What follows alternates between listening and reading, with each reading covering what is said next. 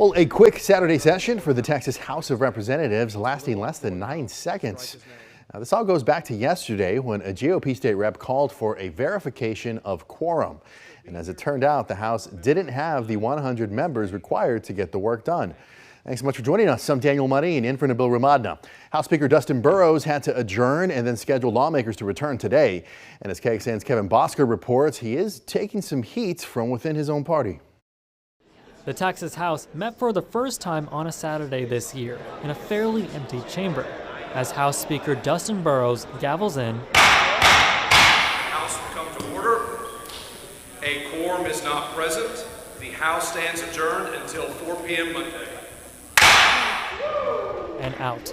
This session lasting exactly 8.8 seconds. If you rewatch and look in the left bottom hand corner, that's Republican State Senator Brian Harrison trying to hand a motion in writing to Burrows to take a roll call vote like he did on Friday. Speaker Burrows is conducting what I call Operation Run Out the Clock because he is trying to run the clock out on Republican priorities that he doesn't want to be blamed for killing. Harrison is critical of the House's progress, or lack thereof, the House has made so far this year. In the last regular legislative session in 2023, under a different speaker, the House reported 13 bills and joint resolutions out of committee by the bill filing deadline. This session, there have been 5. Mark Strama, a former Texas lawmaker who served 5 terms in the House, says the slower pace can be attributed to Burrows not being elected until the first day of session, a rarity in Texas politics. It took the first month of the session for the new speaker to sort out who would be committee chairs, who would be assigned to each committee. On the other side of the Capitol, the Texas Senate is moving at a much faster pace,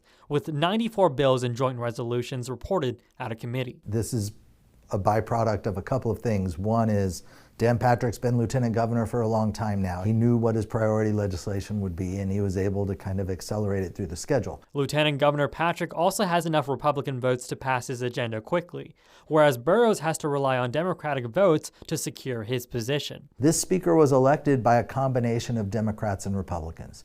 So while there is a very clear partisan agenda coming from the Senate, there is a need to govern in a more bipartisan fashion in the House. We should do the basics, and we can't even do that. Kevin Bosker, KXAN News. And KXAN did reach out to Speaker Burrows' office for comment, but we have not yet heard back. We'll update the story with any statement online in the Texas politics section of KXAN.com.